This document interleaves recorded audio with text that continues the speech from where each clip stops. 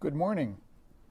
My name is Fred Esposito, and I am delighted to have an opportunity to come and speak to you. I've been invited by Startup USA/VCU, and I'm delighted to have an opportunity to speak to you. I think that one of the reasons I was invited is because I have a disabled son who was injured playing high school football in 1977. Billy's still disabled, and we work with him every day since that time. In our quest to help Billy and to help other people who have disabilities, my wife formed the Virginia Head Injury Foundation, and I formed High Hopes, the word high standing for Head Injured Group Housing. And I do counseling for people who are disabled and not disabled. I do for-profit and nonprofit. I myself was born and raised in New Haven, Connecticut, and I came up through the insurance industry. I'm a CLU and CHFC. I brought my family down here to Richmond, Virginia as Vice President of Marketing for a major insurance company. And then the last 10 years of my career, I formed my own company, First Financial Services of Virginia, and I ran it for 10 years in Richmond. And at the end of 10 years, I sold the business and retired. At that time, I played golf for the first 5 years and realized that there's more to life than golf. And so I started volunteering for SCORE, S-C-O-R-E, Service Corps of Retired Executives, and I've been doing it for the past 12 years, and I thoroughly enjoy it. It's a chance to help people, and I do nonprofit and for-profit counseling. I've been doing it for 12 years, and I am still as excited about it today as I was 12 years ago. So I have the small business experience, the large business experience, the nonprofit and for-profit. So we can help you get started. Now SCORE there are 12,000 of us across the country, and in Richmond, Virginia, there's 27. And we're committed to helping people start a business. We're the volunteer arm of the Small Business Administration.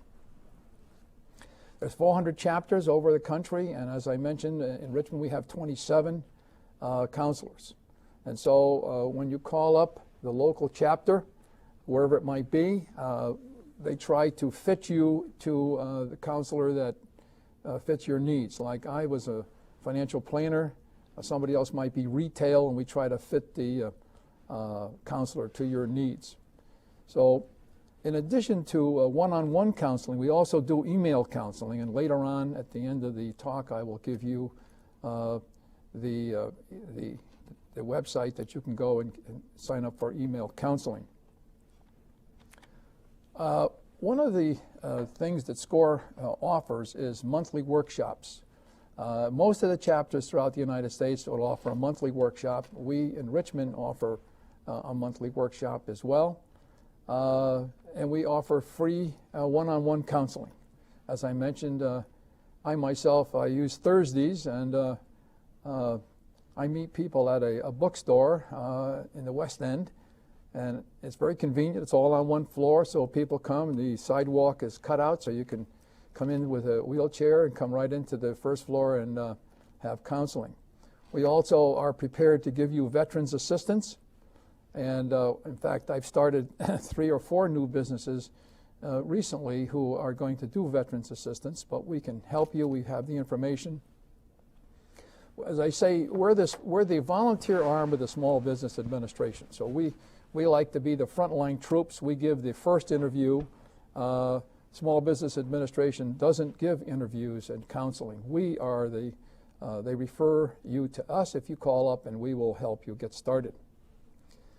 And of course, at the end, we'll have a list of websites and workshops that you can go. Most of the workshops that are held in the cities, you'd have to contact the local city, and we will have those phone numbers and websites for you to get towards the end of the talk. The workshop, and we encourage you to go to the workshop because I call it the trigger. This is how you get started. You go to this workshop. There's usually anywhere from 18 to 22 students and about 8 or 9 instructors. Bring some business cards with you, because you're going to network with these people. You're going to network with the instructors, you're going to network with the students, and that's going to be your first networking group right there. Each of the instructors will give you valuable information. And as I say, this will be your first networking group. Now, from here, you're going to use many of these instructors because this is your first opportunity to talk to professionals who can be on your advisory board. I'm going to talk to you more about advisory board later, but I want to mention that because you're going to need an attorney, a CPA, and so the workshops are valuable in making some contacts for you, not only with the other folks you'll be meeting with, because you'll be sitting next to somebody who's opening up a cleaners. And what does he want? He wants you to bring your clothes to his cleaners. And what do you want? Whatever kind of business you're opening up. So I help you and you help me. That's networking. So this is going to be your first networking opportunity. So once you go to this workshop, we then ask you to form your advisory board. And we'll talk more about that in a minute. Now you need to write a business plan. And there are business plans that you can access through the national website and through Biz Plan Builder, which is a piece of software that you can buy at any local store, any business supply store locally. You can buy that. But you must have a business plan, because a business plan is, in fact, your roadmap of where you're going. Now, there are two types of business plans, and one is major components and one is a primary. I like to see people do a complete business plan, but occasionally someone will ask for a portion of your business plan, such as the cash flow statement, which you can do. You could do just a couple of parts, but I like to see people do a full business plan. I'm not a believer in cherry picking parts of it. So you can get it. You can get on the national website and do a business plan, or you can buy a piece of software. Let's say we recommend Biz Plan Builder. And that way you can edit it easily, and you'll have something that you could live with and change as you go down the road. Where do you start? You start with the business plan, and the first thing you've got to write is a mission statement, which is a short statement about your company. What is the primary purpose of the company? What is the mission? And it should be short. It should be 2 or 3 sentences, and that's where you start. You start with this short mission statement. There's a lot of key information, as I mentioned to you, and one of the most key is the cash flow statement. When you sit before a banker, he's going to thumb through your business plan, and he's going to want to see your cash flow statement. That's a very, it's a complicated form, but it's very simple. It's got your cash flow on top and your expenses on the bottom. And Mr. Banker is going to separate the two, divide the two, and see if you have a positive or negative cash flow. So the cash flow statement is very, very important. Now, most people are going to have to get a loan, because starting a business is an expensive proposition, and you have to have startup costs, and so you estimate what your loan need is, and you put together a loan package. And you take the loan package to your bank. The SBA doesn't loan money, as most people think. What they do is guarantee money. So the loan package includes a business plan, a loan application, which you get from the bank, a credit report, which you go on and the www.freecreditreport.com, and you look at that and see, are there any flaws in it? If there are flaws, you'd correct it. And so you don't want to go before the banker and have him tell you you've got flaws in your credit report. You want to correct it before you go there. You want to have your personal financial statement, which shows your assets and your liabilities, and your income tax returns for the past 2 years, and a resume as well. You might include a cover letter telling you what you want to do with the money and how much are you asking for. So this is a loan package.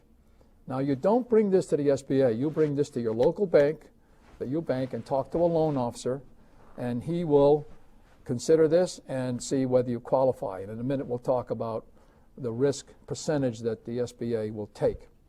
But this is, I always recommend that you take an opportunity to go to your bank and talk to a loan officer before you do all this work and get a preliminary assessment of what he wants. Obviously, you have to get the loan forms from him. And there are 2 kinds of loan forms. One is the SBA forms, or many of the banks say, we will take it on our own forms. They call it their own paper. So you want to have a preliminary interview with the banker, and so he may say, our bank requires 3 years of tax return. So having a preliminary interview, you find this out, and you can customize your loan package. But you're borrowing through the bank, but it's going to be guaranteed by the SBA. We'll talk about that in just a minute. Now, what kind of a business structure you're going to have? You can start off as a sole proprietor, and simply if you go and get a business plan and start doing business, you are a sole proprietor. You've started as a sole proprietor. And you can start that way, but we don't recommend that you stay that way because it's very dangerous. Because if anybody sues you, they can get right to your personal assets.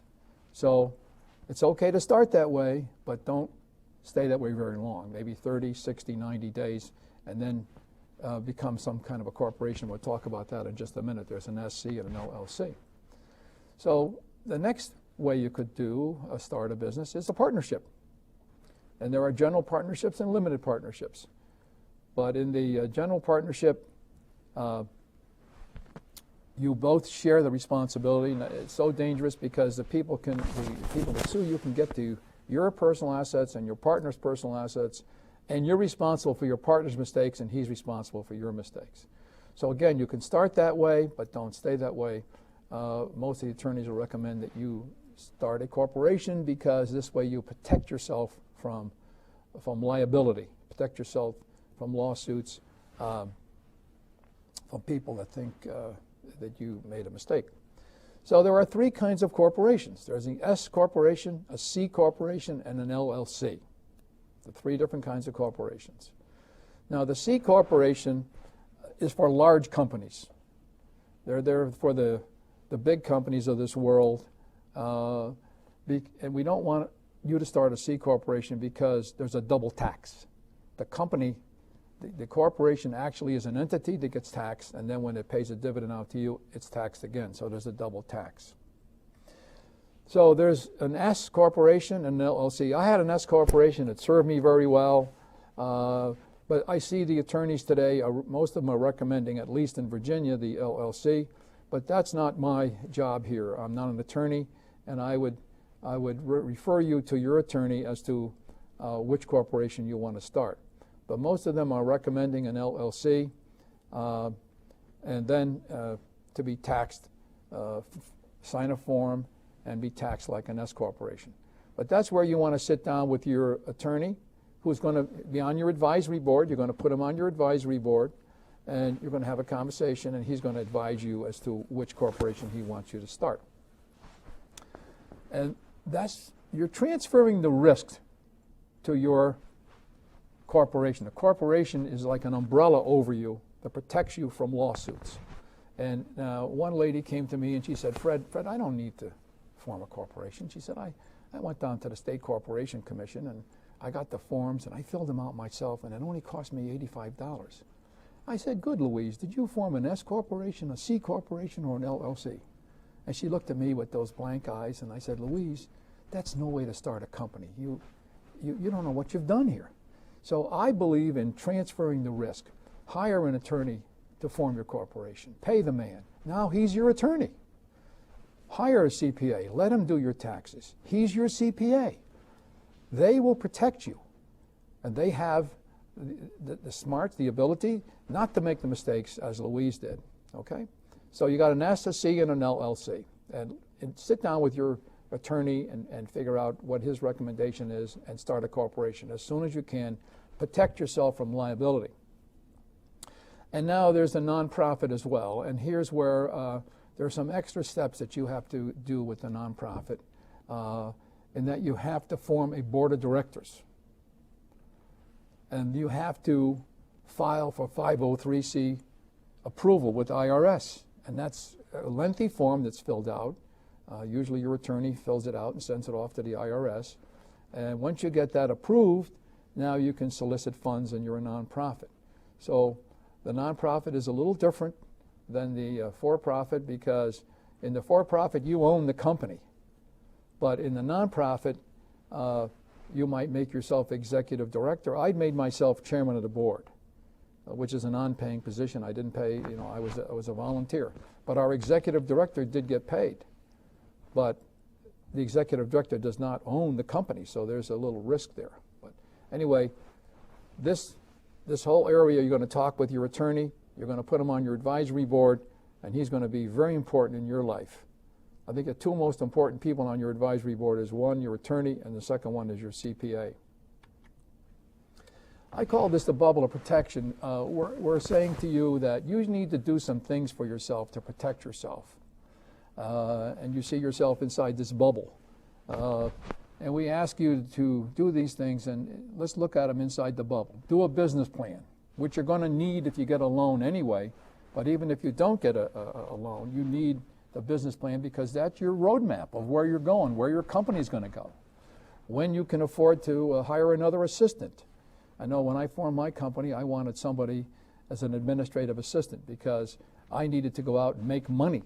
As long as I'm out doing the things that brings money into my company, we're profitable. But if I'm doing busy work, filing and that type of thing, that's not profitable. So I wanted somebody to handle the office manager.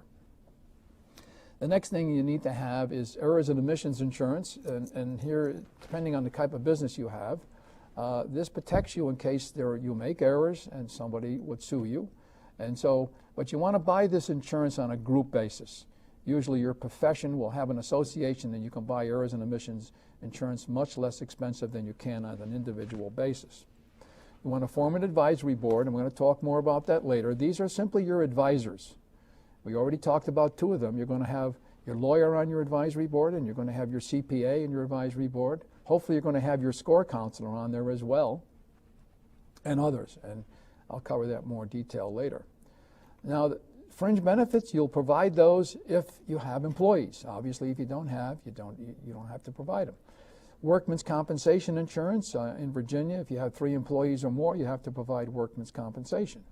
A policy manual. If you have employees, you want to have a policy manual. You want to have property and casualty insurance on your company to protect yourself, and you want to have a corporate structure, as we mentioned, to protect yourself against liability. Now, we ask you to do all these things to protect yourself against the factors that are attacking you outside the bubble. For instance, employee theft. Is that real? Very, very real. We had someone that stole from my insurance agency, and I didn't think that could happen, but it did. And we hadn't taken the proper security measures, and so we certainly did lock the barn after the horse was stolen. But economic downturns, client and employee accidents, cash flow problems, your own health, fire and floods, downturns in sales, employee labor problems, client defection, and lawsuits. So we're asking you to do these things to protect yourself against those forces of life on the outside, and so you'll have the protection you need. Business records and taxes. Now here is where your CPA is going to be very, very important in your life. He's got a list that he can provide you with how long you have to save the forms for records that as the years go by. Some of them are 3 years, some are 5 years, some are 10 years. I'm a saver. I always look at the paper as my paper trail. And so to protect myself for the future, I'm a saver. So I save things way beyond what the IRS calls for. But you need to sit down with your CPA and get this list so you'll know what forms need to be kept and how long they should be kept. They're all in my garage right now for years. Secondly, there are all kinds of records, and some of them you'll be able to do yourself. Many of them you'll not have the ability to do yourself. You're going to have to go to your CPA. And your balance sheet, your profit and loss statement, different control records. Like I mentioned to you, the cash flow statement, which is, to me, is the heart and blood, but it's hard for you to create that, and your CPA will probably have to create it for you. Your accounts payable and your accounts receivable. These are so important in your life. Who do you owe money to and who owes you money? And the more money you have that is owed to you, that's less cash that you have available to run your business. And so you're going to sit down with your CPA and your own staff, which might be yourself or your administrative assistant, and you're going to divide up what is he going to do and what are you going to do. And the more you ask him to do, the more expensive it gets. But in my office, we paid the bills and we paid the employees, and then once a quarter, the CPA would come in and he would file the quarterly taxes, state and federal. We deposited the FICA at the local bank. So you sit down with him and you divide up. What are you going to do, Mr. CPA, and what am I going to do and my staff?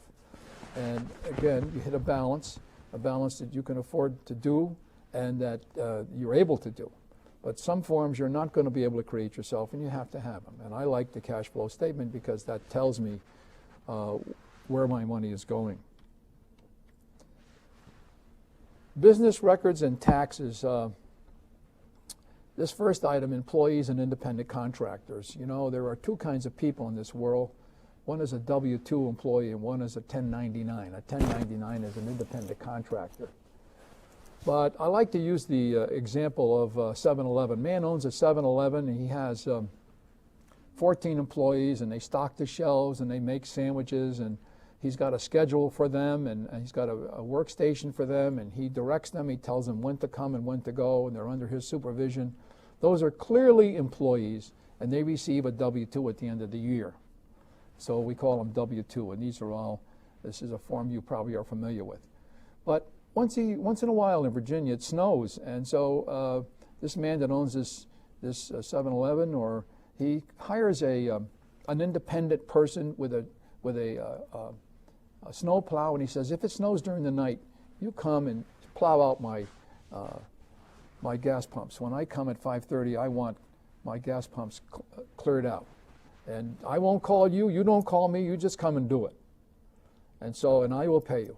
So he's clearly an independent contractor. And so he's called a 1099 because he'll receive a 1099 from the man that owns the gas station. Well, some people play games with this, and they say to an employee, I'm going to pay you the full amount. I'm going to make you a cash employee. And the person thinks that the employer is doing him a favor, which in fact he is not, because there are 21 items that the IRS says you must will make you an employee. So clearly, if a person is an employee, don't play games with this. Don't try to make him an independent contractor, and you'll be saving. And again, the difference is with the W-2, the employer is withholding a portion of the FICA from you, and the employer is putting in the other half. With the independent contractor, you're paying the entire FICA. So, but this is clear. It's easy to make a mistake here. So stay. If a person is clearly an employee, pay him. Pay your half of the FICA. Pay his half of the FICA. Don't play games with this. The next item: avoiding tax schemes. If someone comes to you and say they have a tax scheme and it's fantastic and it's great, this is too good to be true. It probably is too good to be true. So don't fall victim to this. Play it straight, pay your taxes, and avoid tax schemes. Watch your business expenses. Be very careful. One of the things that's hurt more people is fixed expenses. Be very careful when you sign a lease. If you sign a 5-year lease and your rent is $5,000 a month, you've signed a large commitment. So, and fixed expenses have hurt more people and killed more businesses than we like to see. And of course, we have electronic filing and payment today, which you can talk to your CPA. It's very easy, very painless, and people love it. Once you get started, you will absolutely love it. But sit down and talk with your CPA, and he can show you how that works. It's so paperless. Legal and accounting, legal service considerations. And again, you will meet a lawyer when you go to the workshop, but there are other lawyers you may prefer somebody else. Have an interview with more than one attorney and find out someone who thinks the way you do, and so you can hire him. Always ask people, don't ask people to do something for you until you ask what the charge is, because you don't want to get blindsided. So if someone's going to form a corporation for them, ask them what the fee is, and so that you'll know that you can handle that, okay? And select a lawyer. You may want to go through the chamber. You want to call the local legal society. But select a lawyer, and if you come to a workshop, you'll see some folks that have had prior experience and probably would make a good selection. But you make your own selection. Interview more than one. Do you need a lawyer? In my opinion, absolutely, because you're transferring the risk to the attorney of starting up the company. Just like letting the CPA doing your taxes, you're transferring the risk to him. Being in the insurance business for years, you buy a fire policy on your house, you pay a premium. What does that mean? You've transferred the risk to the insurance company, because if you don't buy the policy, you're taking on the risk yourself, and that's too risky. So again, you transfer the risk by hiring an attorney, hiring a CPA. Let them. Those are the professional people. Let them do their job, pay them, and they'll be on your side. So the role of the accountant, the role of the CPA is very important in the setup of your business. How do you set it up? What are you going to use Quicken for your keeping your records? And he can help you set that up. What part is he going to do? What part are you going to do? So the initial setup, the ongoing, and then the annual review. And you need to sit down and spend some time with him. And again, you're going to put him on your advisory board. So the role of the small business owner, you're the head of this advisory board. You're going to surround yourself with advisors. If you worked for a large corporation, which many of us did prior to setting up our own business, you had a CPA on staff. You had a lawyer on staff. So if you were in a big company and a legal problem came up, you didn't handle it yourself. You picked up the phone and you called the legal and gave them the problem. If it was an accounting problem, you picked up and you called accounting and you gave them the problem. Now, it's your own company. You're going to outsource the function. You're going to have somebody as an advisor on your advisory board, and when that need comes up, you're going to outsource the function and let them do the job for you. So you're the head of this advisory board, and you're not alone, because it's a lonely, if you don't have these advisors, it can be very, very lonely, but by having these advisors around you, it's very comforting. You're going to need some insurance. There's no question about it, and there's a clear line here. This is liability, property, automobile, and workman's compensation. Those are what they call property and casualty and workman's comp. So there are two kinds of agents out there. Some agents have licensed in all areas. Some are just P&C. Now, property and casualty person would have the liability, property, automobile, and workman's compensation. Okay? That's a property and casualty agent. Other would be life insurance and fringe benefits. That's what my company did. We did the hospitalization, the disability income, the life insurance, and the pension plan. And so it's a life and health and securities agent for that. Now, some agents are licensed with everything, P&C and the life and health and securities.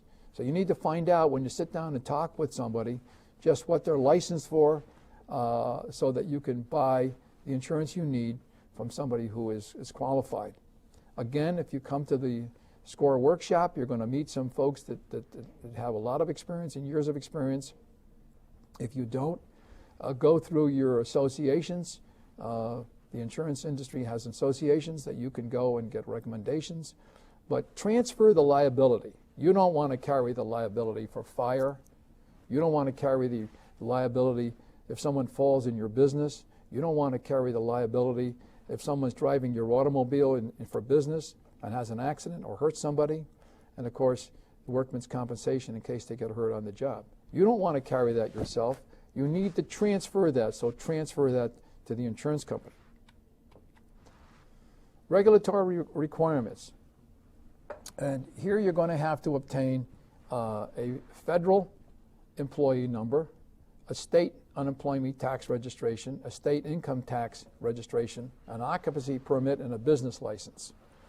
Once again, if you come to a workshop conducted by SCORE, you're going to get help in all these areas. If not, you can go on to the websites and you will find this information on the websites. And so at the end of our presentation, we're going to list these websites for you so you can write them down and contact the federal number and contact the state. And some of these you can do over the phone, and sometimes you can do it on a website. So the business license, you're going to find out who in your area, does your county or whatever state division is appropriate for your state, who's the licensing authority. In Virginia, it's the county, and so find out, do they require a business license? Some do and some don't. If you need to get a business license, get a business license immediately. And then an occupancy permit if you're going to rent a building, so you know you're in there right. And of course, you need the federal, state, and income tax registration. Again, you can get those through the website that we're going to show at the end of the presentation. All right, sources of capital. So you've got equity capital, borrowed capital. When I started my company, I didn't owe anybody, and I owned 100% of the company. So my equity, I owned the entire company, and I didn't owe any money to anybody. As I went down the road, I had to borrow money, and I did. And I did it through a line of credit, which was very, very convenient for me because you can borrow as much as you want and you can pay it back. But when you start selling equity in the company, that's selling shares in your company. You're giving up some control. And of course, you never want to give up more than 49% because you want to maintain control. You want to have at least 51% of the company under your control. And we'll talk more about this balance later. But you can go to a commercial bank and sit down with your banker and introduce yourself, and he can help you. And are you going to put him on your advisory board? Absolutely. He's going to be on your advisory board. Okay. Have a preliminary interview with him. Tell him what your plans are. He can be very helpful to you in guiding you into the right forms, whether you're going to use SBA forms or his bank forms. He can advise you, and it's very, very helpful. And you're going to put him on your advisory board. As I mentioned before, the bank will loan you the money, but a portion will be guaranteed by the Small Business Administration. And that can be as high as 85% of the loan. And in that case, the bank would only be on 15% of the risk. And we're going to show you that in just a minute. One of the ways you can get capital is trade credit.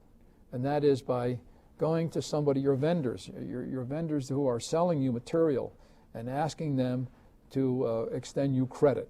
And so that reduces the amount of capital you have to run your business, and then financing your management as well. So trade credit can be very, very instrumental. But we'll show in a minute the amount you can borrow from the SBA. So these are all sources of capital. You can sell stock in the company. You can borrow from the banks. You can get an SBA guarantee, and you can have trade credit and financial management as well. Now, what does the SBA look for? And since the SBA looks for this, obviously the banks look for it as well, because the banks have to go along with the SBA, because if they're an approved SBA lender, they must meet the SBA dots. Okay? The first thing is good character. That means you haven't been arrested for a felony and you haven't filed a bankruptcy. If you have those two things, you have good character. Management expertise and commitment. You must be involved in the business and have some experience in this field. Okay? Your personal contribution or business or equity. They want you to have 20% of the deal. For instance, if you're borrowing $100,000, you have to have 20%, $20,000, and you're borrowing 80. The SBA is guaranteeing 85% of that, and the bank is guaranteeing the other 15%. So that works. So again, you have to have a feasible business plan. And the business plan has to have, obviously, the cash flow statement that I talked to you about. And that cash flow statement has to show that you have the ability to repay this loan. So there must be one line in the cash flow statement under expenses that shows the amount of your payment.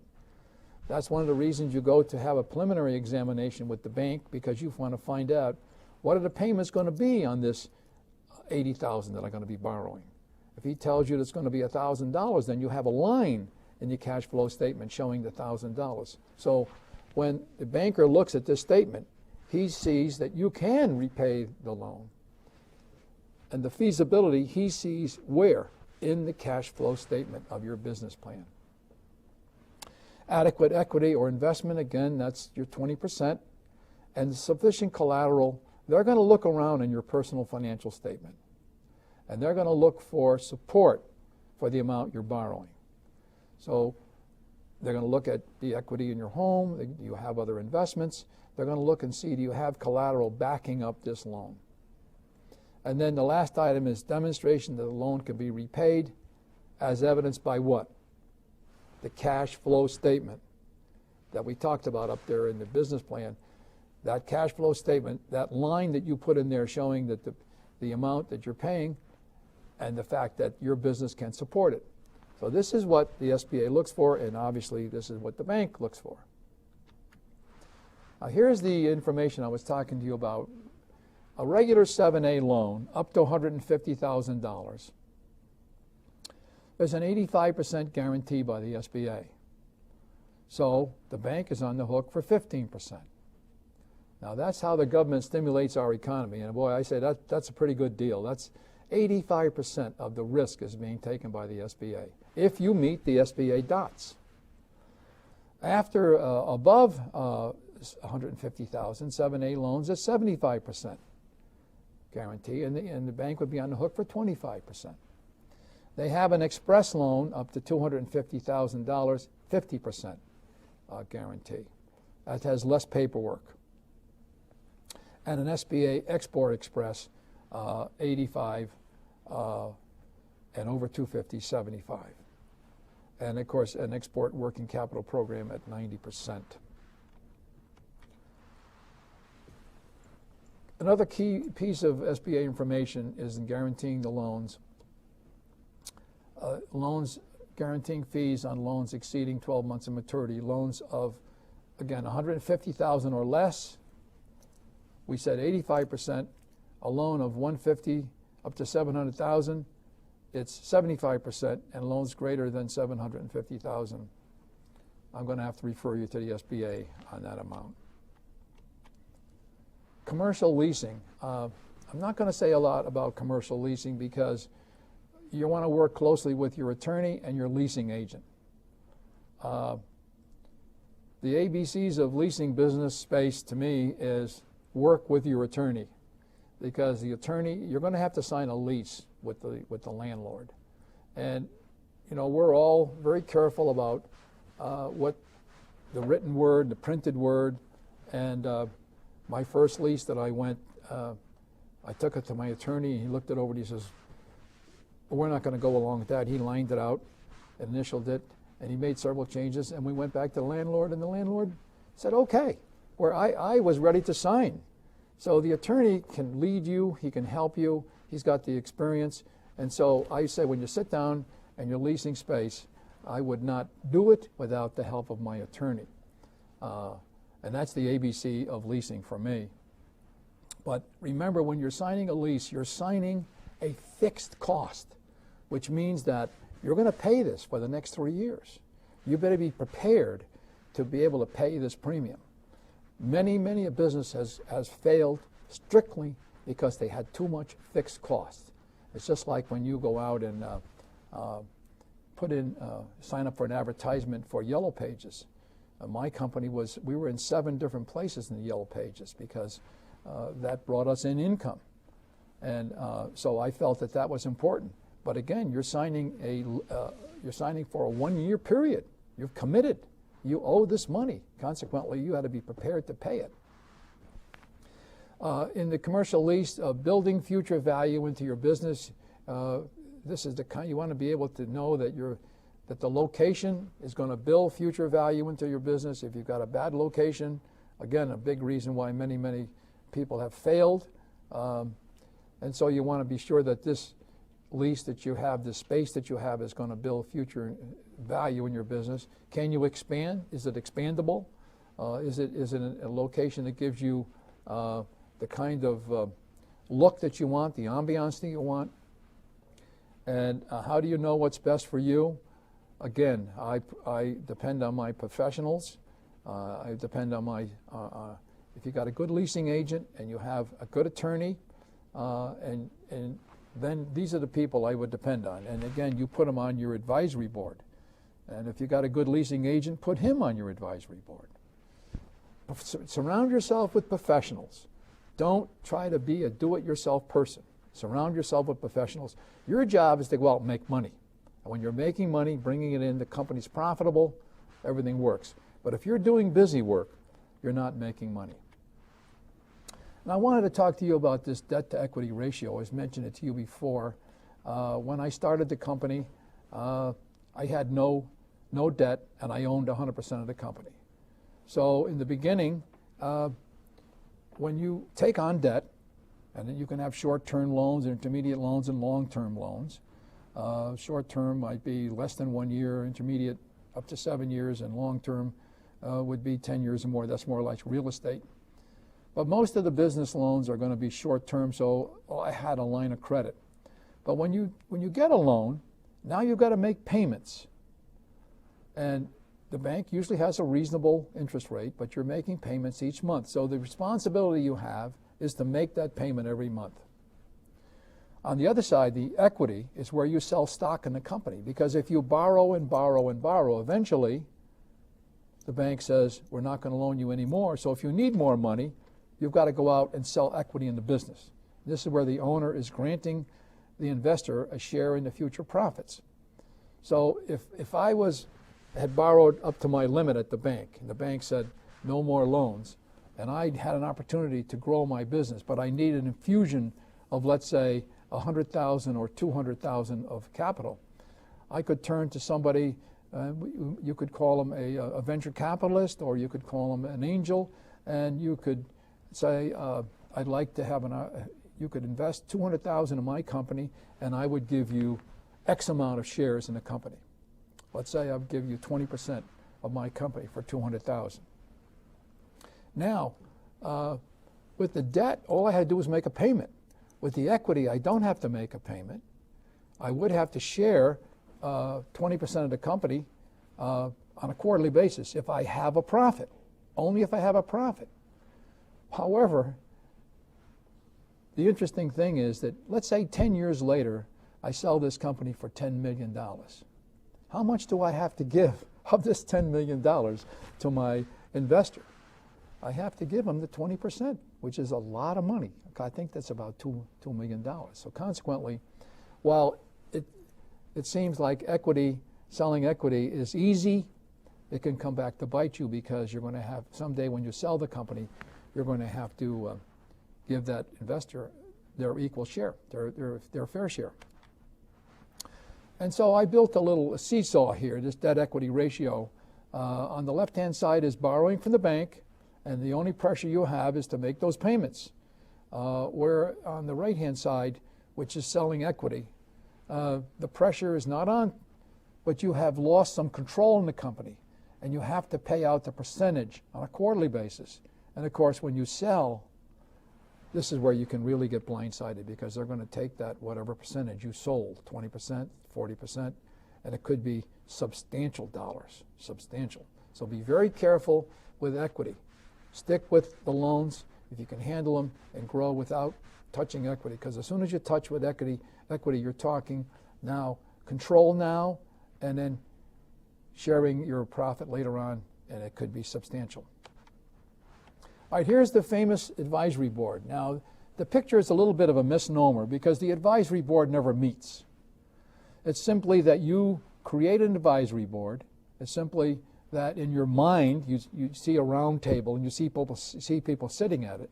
But it simply means taking a piece of paper, writing down, and putting down who is your lawyer. Put their name down and their phone number.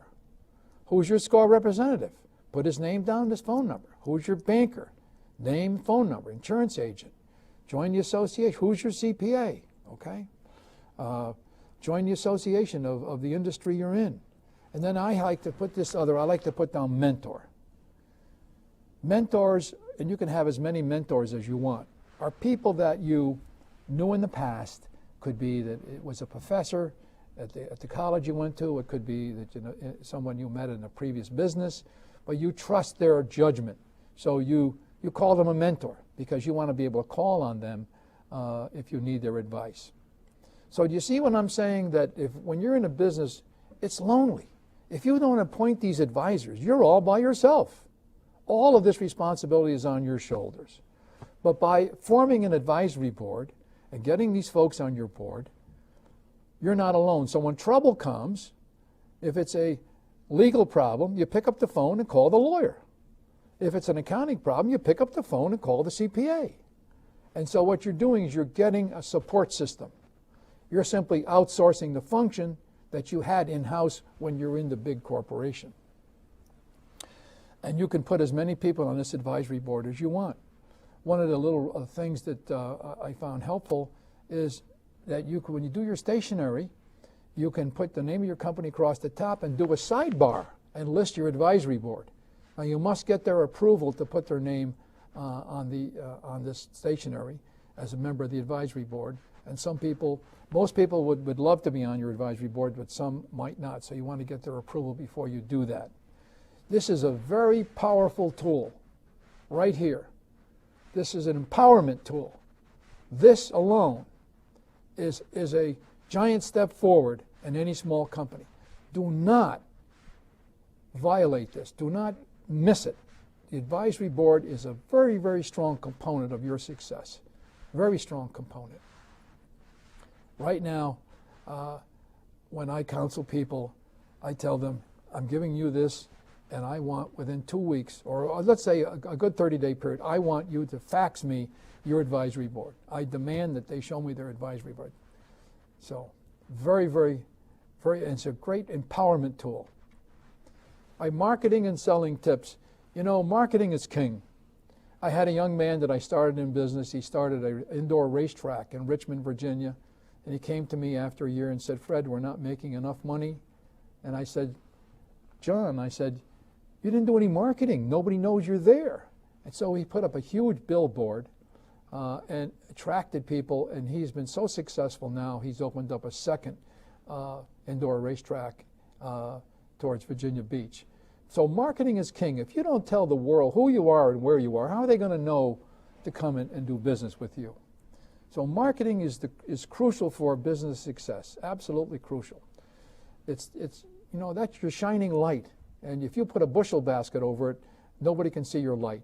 You want to let the world know who you are and where you are. Now, so part of your business plan is going to be what? A marketing plan. You have to have a marketing plan. And guess what? You can have a marketing advisor on your advisory board. Would that be a good idea? You betcha. So put another circle on your advisory board and put a marketing advisor, because this could be the most important move you've made. So you want to identify your market. When I started my company, I wanted to hire agents to sell my product. So my market was what? Not selling people insurance. My market was hiring agents and letting agents come to work for me. So you have to identify your market, okay? And that's important, and you must clearly state that in your business plan and part of your mission statement. You have to have sales, promotion, and advertising. This, again, is marketing. This is getting the word out. This is letting the world know who you are and where you are. One of the things that I found is that sometimes the large newspapers are good and very successful, but there are many small newspapers that are regional or county, or they're for seniors or parents, and you can advertise in those at much smaller cost, and you reach a different clientele. And so I would encourage you to take a look at those regional papers and do some advertising there. And then building a loyal customer base and brand recognition. You want to try to get, and the marketing person can help you with brand recognition. This is a hot item today, that when people think about your industry, or if it's housing, or if it's insurance or automobiles, that they think of you. And that's brand recognition, when they can think of you, and building customer loyalty through taking care of your existing clientele. So marketing is king. If you don't have a marketing plan, you're destined probably to fail, because this is how you get the word out, how you bring new business in the front door. Okay, you can buy a list. Some of the newspapers, interestingly enough, will put down once a month all of the new people that got a business license in your community with the name and the address. All you have to do is put that in your database. Build a database of new people starting businesses, and you've got some folks that you can go and send a letter to and tell them what kind of work you do. That's marketing.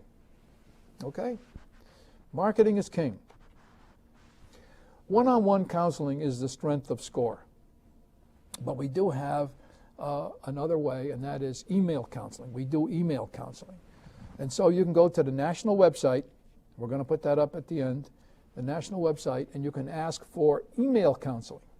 I had a lady who started a website for diabetics, and she said to me, "Fred, I want to talk to an attorney, I want to talk to a doctor, and I want to talk to a pharmacist." I said, "Anne-Marie, you're beyond me, but you can go on the national website and ask for email counseling." And she got a doctor in Los Angeles and a pharmacist in Minneapolis, and she got email counseling free, pro bono. Okay, so not only is the one-on-one counseling, I like one-on-one counseling, and I meet people every Thursday at a local bookstore, and we spend an hour, and I'm there every Thursday, and I usually have 5 or 6 interviews on a Thursday. And so this is an opportunity. Now, not every counselor has everything you need, so consequently, when I meet somebody and I see that that I've gone as far as I could with them, but they need to see another counselor in my group. For instance, we have a gentleman who's a specialist in advertising. So if I've gone as far as I can with you or with my client, then I refer them on to my advertising counselor and set up an interview with him on a one-on-one basis. And you could actually talk to several of us, and in addition have email counseling. But this is great.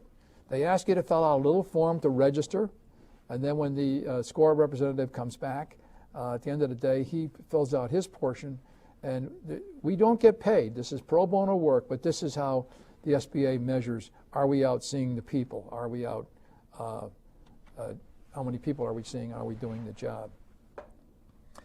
Well, there are 11,500 volunteers out there. I round that off to 12,000 out there helping you get started. And last year, we counseled over 3,000 people. I know in Richmond, we're doing 50 to 60 interviews a day, one-on-one, plus the email counseling. And of course, we talk about financing options and business strategies and marketing tactics and cash flow and management and much more. And again, each counselor has a strength. I've been a marketing person all my life and a financial planner. So, well, again, I'm not reticent to pass you on to another counselor if I'm not up to speed. As I said, this one man is an advertising specialist, and so I like to pass the clients on to him. And then many of them are going to, obviously all of them are going to have their own CPA to help them with the cash flow, and their attorney to help them with legal matters. Well, as I mentioned to you before, we have counselors that do for-profit and nonprofit. And I specifically have helped many people who have disabilities. And some examples, I helped a person who was in a wheelchair, and he got started in a business. We met him at the local bookstore. The sidewalk is cut, and it's all on the first floor. Very nice, and he wanted to start an email business. And so he started an email business selling music discs to people who like a particular kind of music, and he was successful. It gave him a great deal of satisfaction to be able to put it up on the website, have people order it, and then he would go down to the post office and mail these discs off, and then I would meet with him periodically. We'd go over his business plan, his cash flow statement, And I was so happy and so pleased to see this man, and he's become a friend. And I see him at the YMCA all the time. So great experience, and this is what our SCORE people can do for you. On the other hand, my second example I want to mention in here, many people, here's a man who bought a business. He didn't ask for any help, and he came in the office almost in tears, and he said, Fred, he said, I retired and from my business world. I was a federal employee, and I retired, and I wanted a little job. I didn't want to work all day, but I would like to work half a day. So I saw a restaurant advertised in a local paper, just breakfast and lunch, and I said, this is perfect for me. And he went down and talked with the lady, and she gave him a piece of paper, and he looked at the paper, and he believed it. He didn't have a CPA check it out. He didn't have an attorney check it out. He didn't come to SCORE. He bought the business, and he was losing money rapidly. And that's sad because we're available and we're free. We're pro bono, as well as we would advise him to have the paperwork checked out by a CPA and by his attorney. We think we could have helped him. We could have averted a very sad situation that was created by rushing into this. And as I say, you can go on our website, and we're going to list it here. There are many websites here that would be helpful to you, but I want to mention our local chapter. Here's the national website, www.score.org. That's the national website that you'd go on, and you would ask them to recommend the local chapter of the city you're in, and get the phone number and call them up and tell them you'd like one-on-one counseling. And then our chapter here in Richmond is richmondscore.org, www.richmondscore.org. The national website is www.score.org. So our phone number here locally is 804-771-2400, extension 13 as you can see. The national website is 1-800-634-0245. Okay. I've certainly enjoyed an opportunity to chat with you today and share all these years of experience I had. I hope that you, if you're in Richmond, come and see me or come and see one of our participants. And if not, call the national website, set yourself up for a one-on-one interview or email counseling. God bless you, and successful entrepreneurship to all of you.